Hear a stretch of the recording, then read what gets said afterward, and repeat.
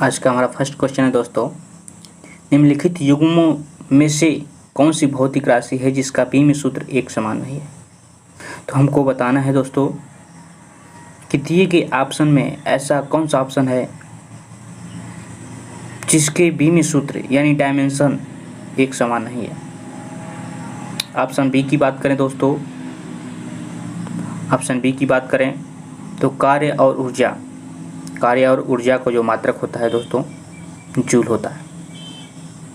MK system में joule होता है जिसे न्यूटन मीटर भी कहा जाता है। भार और बल की बात करें दोस्तों तो भार का और बल का जो एमके सिस्टम में मात्रक होता है न्यूटन होता है, और न्यूटन को दोस्तों किलोग्राम मीटर प्रति सेकंड स्क्वायर भी बोला जाता है।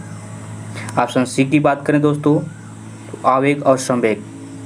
आवेग की बात करें तो किसी भी पिंड पर बहुत ही सूक्ष्म समय के लिए कार्य करने वाला जो बल होता है आवेग कहलाता है। यानी आवेग इम्पल्स यानी I equal to F into delta t, यानी जो बल होता है बहुत ही कम समय के लिए कार्य करता है। और संवेग जो होता है मोमेंटम जिसे P से डिनोट करते हैं m इंटू ही होता है। यानी किसी भी पिंड का द्रव्यमान और उसके वेग जिस वेलोसिटी से वह गति कर रहा है वेग का जो प्रोडक्ट होता है जो मल्टीप्लिकेशन होता है वो संवेग कहलाता है। तो यहाँ से न्यूटन का यहाँ से मात्रक लिखेंगे बल का तो किलोग्राम मीटर प्रति सेकेंड स्क्वायर हो जाएगा, और यहाँ से सेकेंड होगा तो सेकेंड से सेकेंड एक कैंसिल हो जाएगा तो न्यूटन मीटर हो जाएगा, न्यूटन मीटर प्रति सेकेंड हो जाएगा। यानी क्या संवेग हो जाएगा, संवेग का मात्रक हो जाएगा। और यहाँ से भी देखें तो द्रव्यमान का मात्रक किलोग्राम हो जाएगा और वेलोसिटी का मीटर प्रति सेकेंड हो जाएगा, यानी किलोग्राम मीटर प्रति सेकेंड हो जाएगा। इसका भी मात्रक और इसका भी मात्रक, यानी आवेग और संवेग का मात्रक भी यहाँ भी सेम है। बल और दाब की बात करें दोस्तों तो किसी भी पिंड पर कार्य करने वाला बल उस पिंड के द्रव्यमान और त्वरण के प्रोडक्ट के बराबर होता है। तो इसका जो मात्रक होगा बल का न्यूटन हो जाएगा जो कि एमके सिस्टम होता है, और दाब का जो मात्रक होगा दोस्तों न्यूटन प्रति मीटर स्क्वायर हो जाएगा जिसे पास्कल भी बोला जाता है। तो यहाँ पे जो ऑप्शन होगा ये सही होगा। और न्यूटन की बात करें दोस्तों तो न्यूटन एमके सिस्टम में बल का मात्रक होता है, और सीजीएस सिस्टम में बल का मात्रक 10 होता है, और एक न्यूटन इक्वल टू 10 की पावर 5 डाइन होता है, 10 की पावर 5 डाइन होता है। और पास्कल का जो मात्रक होगा दाब का जो मात्रक होगा पास्कल हो जाएगा। चलिए इस क्वेश्चन पे बढ़ते हैं।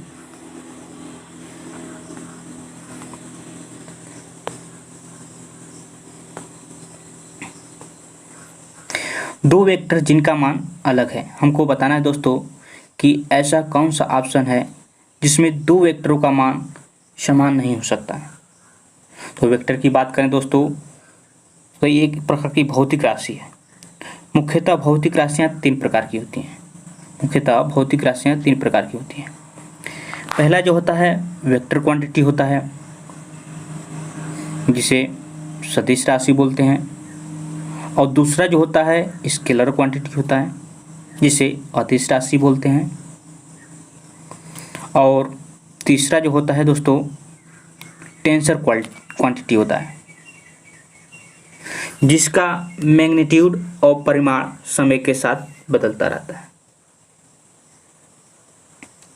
और वेक्टर क्वांटिटी की बात करें दोस्तों तो सदिश राशि को मेजर करने के लिए या मेजरमेंट करने के लिए उसे मैग्नीट्यूड और डायरेक्शन यानी परिमाण और दिशा दोनों की आवश्यकता होती है। परिमाण प्लस डायरेक्शन दोनों की आवश्यकता होती है। जबकि स्केलर क्वांटिटी की बात करें, स्केलर क्वांटिटी यानी अदिश राशि, वे राशियाँ होती हैं जिनको मेजर करने के लिए परिमाण की तो आवश्यकता होती है, यानी मैग्नीट्यूड की तो आवश्यकता होती है, परंतु डायरेक्शन की आवश्यकता नहीं होती है। तो दिए गए ऑप्शन के अनुसार किसी भी भौतिक राशि का परिमाण शून्य होगा तो वह एक समान नहीं होंगे, उनका परिमाण अलग अलग होना चाहिए। तो दिए गए क्वेश्चन के अनुसार इसका जो ऑप्शन होगा सी सही होगा। चलिए नेक्स्ट क्वेश्चन पढ़ते हैं। निम्नलिखित में कौन वेक्टर राशि है? अभी मैंने पहले वाले क्वेश्चन में आप लोगों को डिफाइन किया था कि वेक्टर क्वांटिटी क्या होती हैं, यानी सदिश राशियाँ क्या होती हैं। सदिश राशियाँ क्या होती हैं? तो सदिश राशियाँ ऐसी राशियाँ होती हैं जिनको मेजर करने के लिए मैग्नीट्यूड एंड डायरेक्शन, परिमाण और दिशा दोनों की आवश्यकता होती है, वो सदिश राशियाँ होती हैं। तो दिए गए क्वेश्चन के अनुसार दोस्तों, बल जो होता है, बल को मेजर करने के लिए परिमाण और दिशा दोनों की आवश्यकता होती है। ऊर्जा होता है दोस्तों, ऊर्जा एक अदिश राशि है, स्केलर क्वांटिटी है। चाल भी एक स्केलर क्वांटिटी है, और टेम्परेचर, ताप भी एक स्केलर क्वांटिटी है, यानी अदिश राशि है, जिनको मेजर करने के लिए डायरेक्शन की आवश्यकता नहीं होती है, और इनका जो मान है डायरेक्शन के अनुसार नहीं बदलता है, केवल इनका मैग्नीट्यूड ही बदलता है, परिमाण ही बदलता है। चलिए नेक्स्ट क्वेश्चन पढ़ते हैं। निम्नलिखित में कौन एक सदिश राशि नहीं है? हमको बताना है दोस्तों कि दिए गए ऑप्शन में कौन सदिश राशि नहीं है, यानी अदिश राशि बताना है कि कौन सी अदिश राशि है। तो इसमें जो संवेग होता है दोस्तों, संवेग एक सदिश राशि होती है, यानी वेक्टर क्वांटिटी होती है, क्योंकि इसको मेजर करने के लिए मैग्नीट्यूड और डायरेक्शन दोनों की आवश्यकता होती है। और वेग की बात करें तो वेग भी एक सदिश राशि है, और कोणीय वेग की बात करें तो यह भी एक सदिश राशि है। कोणीय वेग की बात करें दोस्तों तो किसी भी पिंड द्वारा वृत्ताकार मार्ग पर प्रति एकांक समय में जितना कोणीय विस्थापन होता है, वृत्ताकार मार्ग पे प्रति एकांक समय में जितना कोणीय विस्थापन होता है, सपोज दैट कोणीय विस्थापन डेल्टा थीटा है, और मान लीजिए विस्थापन जो है टी समय में होता है, तो कोणीय वेग जो होगा, जिसे ओमेगा से डिनोट करते हैं, डेल्टा थीटा अपॉन टी होगा। और द्रव्यमान जो होता है दोस्तों, द्रव्यमान का जो मात्रक होता है किलोग्राम होता है, और इसे मेजर करने के लिए किसी भी डायरेक्शन की आवश्यकता नहीं होती है, बल्कि केवल मैग्नीट्यूड की आवश्यकता होती है। तो इसका जो आंसर होगा डी सही होगा। चलिए अपने नेक्स्ट क्वेश्चन की तरफ बढ़ते हैं। किसी सदिश राशि का परिमाण कभी नहीं हो सकता। किसी भी सदिश राशि का परिमाण कभी नहीं हो सकता है, मतलब बताना है कि कौन सा ऐसा सिचुएशन है जो नहीं हो सकता है सदिश राशि। तो मैं बता दूं दोस्तों, किसी भी वेक्टर क्वांटिटी, सपोज दैट मान लीजिए कोई वेक्टर क्वांटिटी ए है, जिसके ऊपर एक एरो द्वारा प्रदर्शित किया जाता है। एरो जो होता है डायरेक्शन को डिनोट करता है, और जो एरो की लेंथ होती है उसके मैग्नीट्यूड को डिनोट करती है। तो इसके परिमाण को जब कभी भी हम लिखते हैं तो मॉड ऑफ ए लिखते हैं।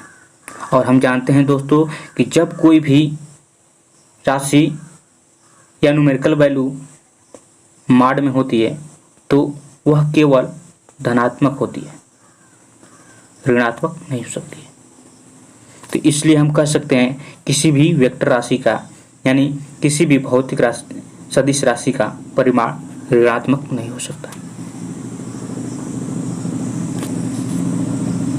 चलिए नेक्स्ट क्वेश्चन बढ़ते हैं।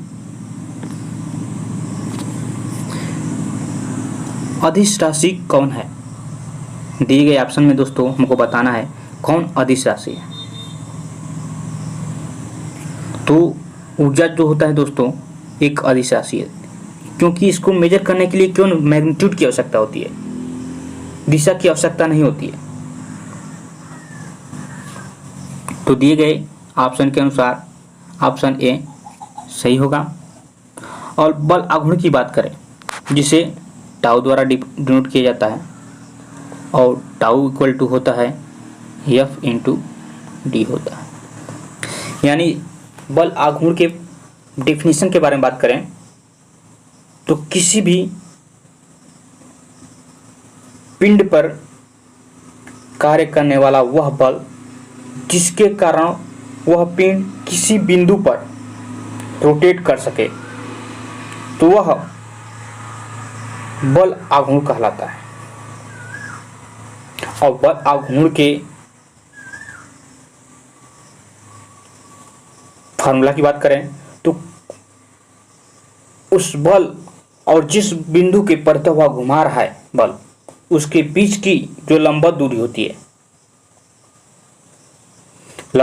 होती है उसके प्रोडक्ट के बराबर होता है। यानी tau equal to F into d होगा। और संवेग की बात तो हम लोग कर ही चुके हैं दोस्तों कि P equal to m into v होता है। यानी किसी भी पिंड का संवेग उसके द्रव्यमान और उसकी वेलोसिटी के प्रोडक्ट के बराबर होता है। चलिए नेक्स्ट क्वेश्चन पे बढ़ते हैं। अदिश एक प्रमात्रा है जिसमें परिमाण होता है लेकिन क्या नहीं होता है। तो मैंने आप लोग को बताया है दोस्तों कि जो अदिश राशि होती है यानी स्केलर क्वांटिटी होती है उसमें दिशा नहीं होती है, मैग्नीट्यूड होती है मैग्नीट्यूड, मगर दिशा नहीं होती है। चलिए नेक्स्ट क्वेश्चन बढ़ते हैं। पृथ्वी वायुमंडल को किस प्रकार पकड़े रहती है? हमको बताना है दोस्तों कि जो वायुमंडल होता है, जो पृथ्वी पर पाया जाने वाला वायुमंडल है, वह पृथ्वी को किस प्रकार पकड़े रहता है? वायुमंडल को पृथ्वी किस प्रकार पकड़े रहता है? तो न्यूटन ने नियम दिया था दोस्तों कि किन्हीं दो पिंडों के बीच कार्य करने वाला गुरुत्वाकर्षण बल उसके द्रव्यमान के गुणनफल के अनुक्रमानुपाती होता है और उनके बीच की दूरी के वर्ग के व्युत्क्रमानुपाती होता है।